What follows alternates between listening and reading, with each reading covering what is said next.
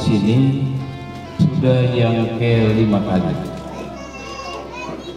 Setelah kami kembali dari Jakarta, urus rekomendasi, dan kami berhasil, dan satu-satunya caleg 2024 untuk Kota Tua adalah pasangan Usman Bahar. Kita boleh tahu bahwa 4 kursi sudah ada. Kami belum cerita apa yang visi dan misi, tapi sedikit gambaran bahwa kami datang untuk masyarakat. Kita datang masyarakat supaya apa? Masyarakat itu duduk sembarang, duduk sama tinggi, berdiri sama tinggi. Itu yang boleh. Kepala daerah bukan segalanya. Ketika jabatan dilantik, dipakai garuda, terus orang datang lihat orang, siapa itu? Tapi alhamdulillah 5 tahun saya jadi wakil, saya sudah lakukan. Setiap orang datang hari raya, mau Natal, Tahun Baru, saya ini yang hilir dan tangki semua. Saya punya rumah dinas itu terbuka untuk siapa. Dulu ini ceritanya, saya tidak pernah berikan kekerasan kepada mereka, bahkan saya perjuangkan nasib mereka. Belum pikir bisa bermain ini terus saya tidak tahu, tidak bisa, pasti ada cerita di sana. Jadi ini cerita. Jadi kemudian begini, itu saja. Kemudian kaitannya dengan pejabat di sini. Pejabat ini memang saya waktu itu saya yang sultan. Dia datang di rumah terus. Jadi yang penting adalah dia adalah kepala dusun. Saya dipantau. Begitu jadi kepala dusun, tidak lagi datang ke rumah saya, tapi karena dia sudah jadi kepala dusun, jadi dia tidak perhatikan lagi. Jadi artinya saya mau sampaikan bahwa kalau memang besok-besok, karena mereka saya kelihatan ada perjalanan keluar, jangan intimidasi terhadap masyarakat yang ada di sini. Dia petugas adalah melayani masyarakat, bukan intimidasi.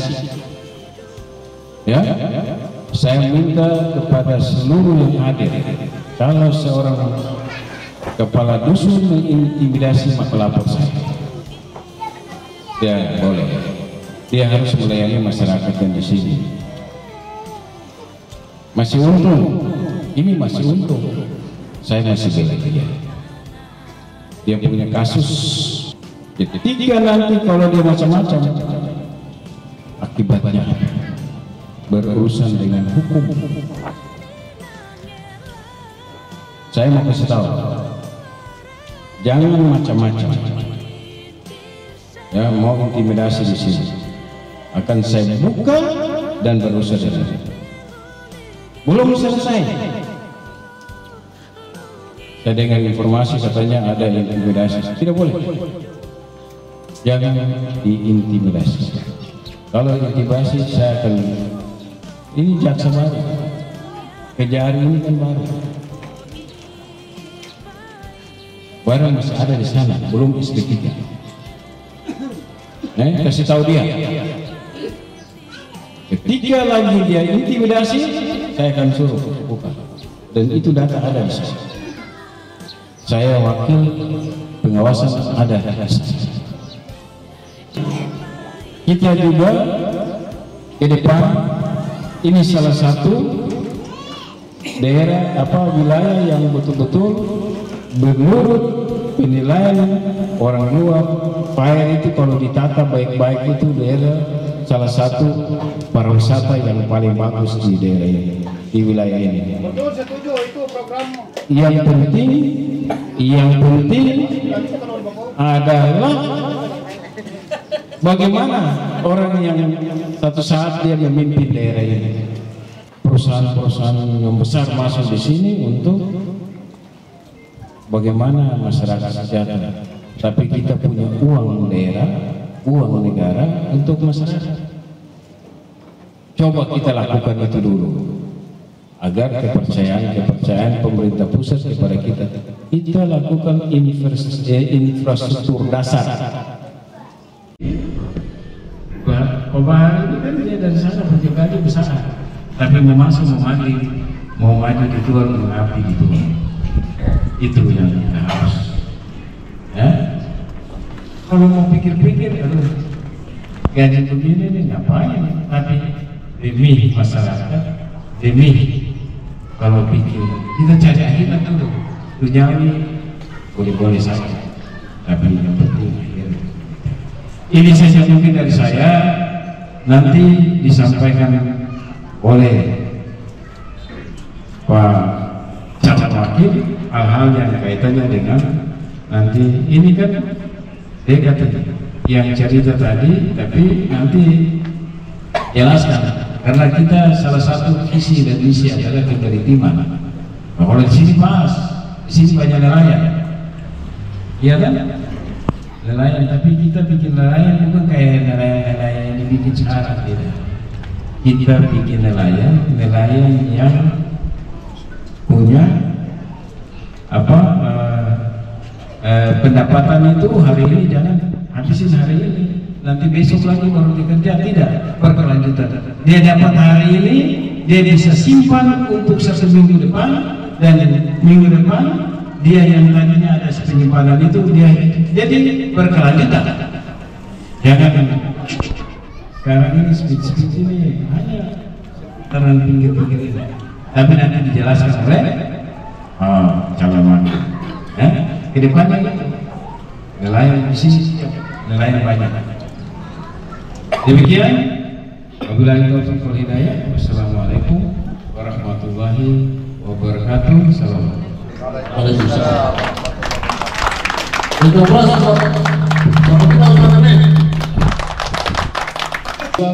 Seribu 1945 pasal 18 mengamanahkan kepada negara untuk pemilu itu dilaksanakan secara langsung, secara serentak. Lalu kemudian Undang-Undang 32 2004 mempertegas bahwa yang dimaksud dilakukan secara serentak yaitu rakyat memilih. Jadi dulu pemilihan kepala daerah itu di DPR. Lalu pemilihan kepala daerah itu diatur dalam Undang-Undang Nomor 6 Tahun 2020. Nah, undang-undang terbaru pemilu itu adalah Undang-Undang 17 Tahun 2017, Undang-Undang 7 Tahun 2017 tentang penyelenggaraan pemilu. Nah, Undang-Undang tentang penyelenggaraan pemilu itu dia berbanding lurus karena pemilihan kepala daerah dan wakil kepala daerah sebelumnya itu setiap tahun 2024 dibuat serentak dalam 1 tahun. Jadi semua pemilu ini diselesaikan tahun 2024 supaya 5 tahun ke depan pemilihan bupati, wakil bupati, gubernur, wakil gubernur, presiden dia satu di tanggal yang sama. Kenapa ini dilakukan? Agar terjadi efisiensi dan efektivitas anggaran. Jadi kita selama ini kita bicara materi ringan, tapi kita bicara agak sedikit berat supaya wawasan pemilunya agak basah. Dia dibuat serentak agar efisiensi efektivitas. Yang kedua adalah faktor sosialis. Rakyat bosan dan apatis untuk selalu kita tes karena pemilu. Nasibnya tidak pernah berubah. Lalu kemudian Komisi 2 selalu hearing dengan pendapat dan kemudian disepakati seiring waktu. Maka undang-undang pemilu itu sifatnya sebenarnya setiap 5 tahun dia berubah. Tapi undang-undang pemilu serentak ini dia sering berubah.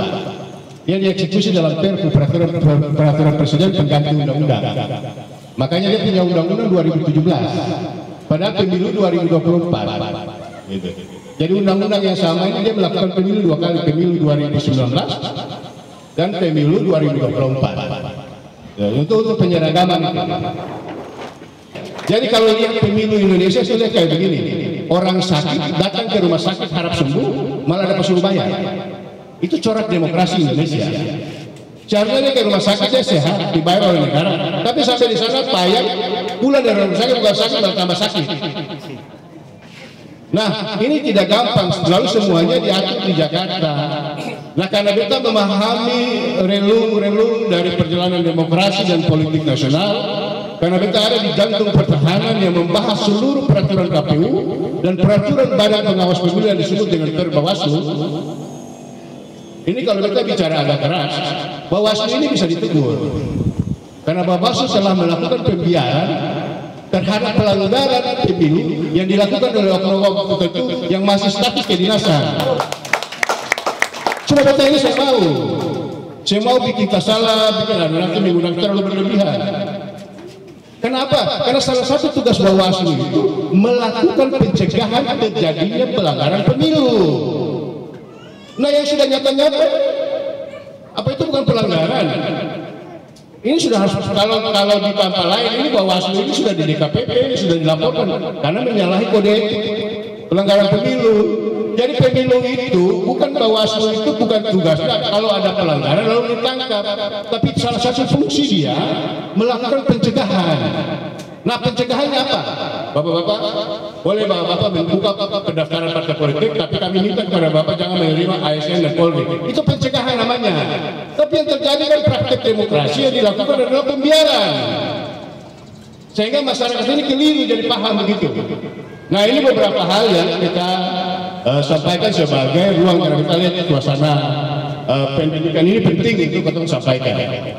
Kepala daerah dari Sabang sampai Merauke yang ingin mencalonkan diri, maka dia harus mengundurkan diri 40 hari terhitung sejak pendaftaran mundur. Jadi 27 Agustus pendaftaran, 40 hari berarti 18 Juli. Itu mundur dari jabatan. Belum ASN. ASN ini kapan? Sejak OSES menyatakan niat maju. Kenapa? Karena OSES semua sudah berpindah keyakinannya, sudah bergeser imannya, begitu. Jadi sejak sudah disebut sudah harus mundur di dasarnya itu. Kenapa? Karena itu dibilang kalau ASN maka dasarnya bisa menjadi pejabat, bukan karena pejabat bisa jadi ASN. Oke. Lalu kita biarkan kenapa pemilu dia berlangsung. Beta ini orang yang mengalahkan Yusril Iza Mahendra di Mahkamah Konstitusi kasus sengketa perkara Boven Digul. Beta ini tahun 2021 kita kemarin. Tahun 2021 beta pengacara terbaik nasional mendapat Golden Award Lawyer Number 1 di Indonesia. Cuma betul ini belum kasih keluar yang begini. Karena bukan aku tampak di sini. Nah, pada pilkada 2021 tidak memenuhi syarat, maka Yusuf Yaluwa terpilih menjadi bupati resmi Boven Digul. Beta kata dia dinyatakan gugur dan diskualifikasi karena tidak memenuhi syarat. Syaratnya apa? Terpidana korupsi, dilarang mencalonkan diri sampai dengan batas waktu jeda 5 tahun. Akhirnya gugur, Sumenangin, Supawe gugur. Maksudnya apa? Mari sebagai pejabat kita orang yang berpendidikan memberikan pendidikan demokrasi yang baik dan benar. Jangan membodohi rakyat. Rakyat ini sudah hidup susah. Terus pemilu juga dong mau apa juga. Itu. Nah, itu juga bentuk dari ciri-ciri pemimpin yang baik. Kalau dia memulai dengan cara yang tidak baik, jangan kalian berharap sesuatu dari situ. Kira-kira itu yang kita sampaikan sebagai pengetahuan bagi orang. Kemarin itu tadi undang-undang kita sudah jelaskan tujuan otonomi daerah adalah daerah itu akan mengolah dirinya sendiri, rumah tangganya sendiri untuk kemakmuran dan kesejahteraan. Lalu Undang-Undang 31 tahun 2007 tentang terbentuknya kota tua dengan tujuan yang sama. Lalu kita kenal dia dengan nama Maren. Jadi kalau ada pegawai negeri, bukan lihat dia budada di sini Maren. Meskipun perilakunya kadang-kadang tidak Maren juga. Jadi ya logo Maren ini sama dengan kita punya abang-abang lain di kantor agama kan ada logo ini.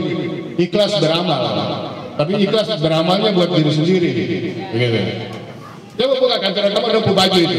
Ada tulisan di sini ikhlas beramal. Tapi ternyata banyak kasus juga di sana. Rupanya karena dulu lebih tahu bagaimana caranya bertobat, kira-kira begitu. Oke, kontes dasar Maren ini kemudian kita coba mempertegas dia dengan kekinian. Dia disebut dengan Maren Back to the Future. Kita kembali ke masa depan. Maren Back to the Future adalah kembali pada cita-cita lahirnya kota tua. Maren adalah harga diri anak-anak Kei yang digunakan sebagai falsafah merangkai pulau kepulauan Kei ini. Dirahmati oleh Allah Subhanahu wa taala menjadi pulau yang indah. Most hidden paradise, surga tersembunyi. Tapi manusia-manusia itu tersembunyi. Yang babuni cuma kenakalan saja. Yang sembah-sembah saja. Begitu. Nah, yang sembah-sembah ini ya kita dengan Abang Usman, Abang, bismillah kita doa maju. Ini barang sesusah ini. Ya kan? Nah, beta tadi dijelaskan di awal, beta ini juga terahli di sisi BPN Agraria, Badan Pertanahan Nasional dan Agraria. Jadi kalau sengketa-sengketa pertanahan ini, beta kutanya ada satu di Fintan sana. Dorong nakal-nakal kita telepon dan sadar. Ini beta sekarang di ruang kepala BPN ini. Nah ini dorong ini datang rapat di Komisi 2. Karena mitra kerja yang namanya mitra kerja itu selalu datang membahas anggaran. Program sertifikat 5.000 sertifikat, 10.000 sertifikat, belum tahu. Jadi untuk mapping di sisi sertifikasi legalitas pemerintah, insya Allah kita bisa. Tinggal persoalan hak lain karena berhubungan dengan beberapa mata pintu ada tadi. Itu cuma satu, infrastruktur. Kalau jembatannya memadai, kita yakin 1 tahun kemudian jumlah penduduknya bertambah. Setelah infrastruktur dibangun, penataan pemukiman, karena harus dibangun jalan. Nah, setelah dibangun jalan, ini wilayah maritim seperti yang disampaikan Pak Wali tadi. Masyarakat perikanan banyak di sini. Pasti akan muncul masalah baru.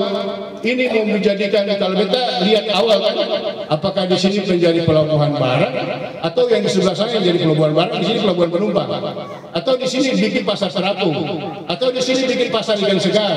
Jadi tinggal kita bangun di situ tempat pelabuhan pendaratan ikan, jadi kapal-kapal semua sandar di situ. Di sini menjadi port central of the sea. Dia menjadi sentral kekuatan maritim. Gitu. Nah, tinggal sekarang bagaimana rakyatnya tergantung yang tinggal di sini berapa jumlah nelayannya. Harus disertifikasi pemerintah, harus punya data tentang nelayan tadi. Assalamualaikum warahmatullahi wabarakatuh. Mungkin singkat kata aja, ini tidak merupakan pertanyaan, namun saran. Seandainya kalau memang perjuangan kita, lalu Allah berkehendaki, Tuhan yang Maha Kuasa memberikan kesempatan terhadap Bapak berdua untuk menduduki kursi wali kota dan wakil wali kota, maka saya mewakili masyarakat Fair. Sekiranya Bapak berdua ketika melewati masjid kami, itu masjid yang paling terkuat di Fair, sehingga dianggap layak untuk harus dilakukan renovasi setidak-tidaknya. Maka itu salah satu harapan saya kalau insya Allah Bapak dua terpilih. Masalah air PAM ini masalah yang memang sangat urgen sekali, karena di Fair ini mungkin Bapak wali kota dengan Bapak wakil wali kota, beliau itu Pak wakil wali kota itu, beliau punya bapak itu Purnaja, saya juga anak Purnaja, beliau anak Purnaja, saya juga anak Purnaja. Jadi kita tidak dapat bicara itu, tapi sekiranya air PAM ini salah satu hal yang sangat penting untuk tolong diperhatikan, karena menurut informasi dan temuan yang saya telusuri ternyata itu benar. Air PAM di Fair ini sangat sulit. Kira-kira kenapa sampai air itu tadinya lancar tiba-tiba hilang? Maaf ya, karena ketemu punya kemarin waktu kita perjanjian SMA supaya lunas itu memang untuk normalisasi air juga ada sesuai yang tidak boleh yang air. Cuman pada saat itu menormalisasi banyak ada IPA yang masuk ke reservoir yang lebih dicuri. Sudah berapa kali dong buat laporan polisi balik, dan sekarang juga ada beberapa item yang disini sehingga memang masih untuk pengiriman untuk pengadaan penggantian aksesoris yang masuk ke reservoir, sehingga untuk pelayanan supaya memang itu belum bikin karena belum bisa mengisi ke reservoir, Pak. Jadi alasannya itu ya, karena Iya, karena belum mencuri IPA, iya. Nah, ini perlu nanti kita juga Polres itu. Iya, kan harus punya laporan polisi sampai 5 kali. Coba kasih saya yang sudah masuk. Nanti besok saya ambil supaya saya ke Polres dulu. Karena ini hal seperti ini nanti bikin ketorang yang jadi masalah seroti oleh masyarakat. Jadi alasan kenapa sampai fire itu air tidak seperti yang pertama. Itu kamu sudah dengar semua toh?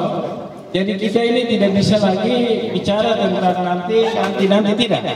Saya langsung komunikasi supaya masyarakat itu tahu sebab akibatnya. Jadi ya, masyarakat saya sudah dengar tadi toh, ini direktur PDM yang jelaskan tadi. Aksesoris itu ini pipa-pipa orang curi. Jadi sudah dengar semua toh?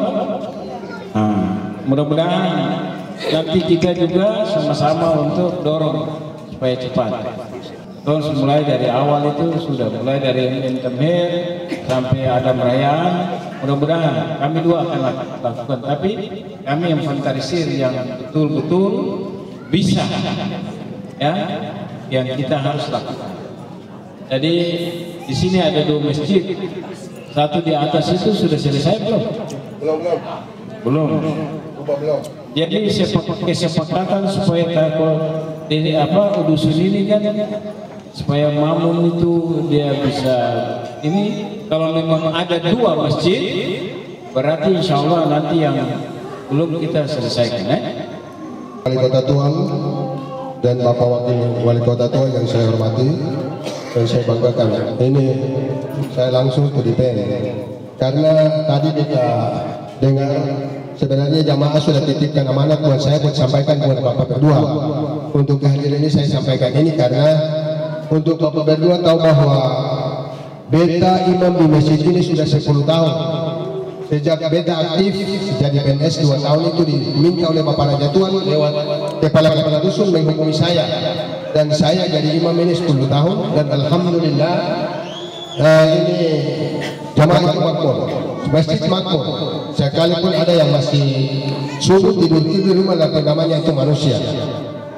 Lalu beta sudah disampaikan dia beta punya jamaah dan ibu-ibu jamaah punya istri-istri semua ini. Dan beta sampaikan di mereka pada 1 bulan lalu setelah beta mendengar bahwa berdua jadi pasangan, beta bilang bapak-bapak yang kali ini jadi wali kota itu beta bu adik berdua ini, Pak Usman Teme dan Pak Bahar Karawaman. Jadi ketika beta baca Fatihah sampai di waladhdallin pasti bapak-bapak jemput, amin, mari bersama saya kita amankan Pak Usman Teme dan Bahar Karawaman jadi wakil di kota Tuang. Dan kawan-kawan itu jamaah saya Masjid Amirul Mukminin Dusun Fire, atas nama jamaah Masjid Amirul Mukminin saya Hasil Duduk sebagai imam sampaikan. Assalamualaikum warahmatullahi wabarakatuh. Usulan ini sebenarnya datang dari ibu-ibu, cuma dong malu hati untuk sampaikan. Dan usulan ini ditujukan kepada Pak BF, Pak Baharudin Farbawan. Selama ini ibu-ibu dong kenal bahwa Pak BF itu lebih cenderung dengan kenalan Songko Merah. Jadi ibu-ibu punya usulan kalau bisa ada juga pengadaan jilbab merah supaya ada komunitas jilbab merah dengan logo UTBF di samping atau di sudut jilbab. Mungkin itu hanya usulan saja kepada Pak BF. Terima kasih. Karena pertanyaannya langsung, yang jawabannya langsung. Pesannya barang ini kan di Jakarta, jadi 2 minggu lagi barang sudah tiba di sini. Baik, kira-kira begitu ya. Ya, karena semua aja nih.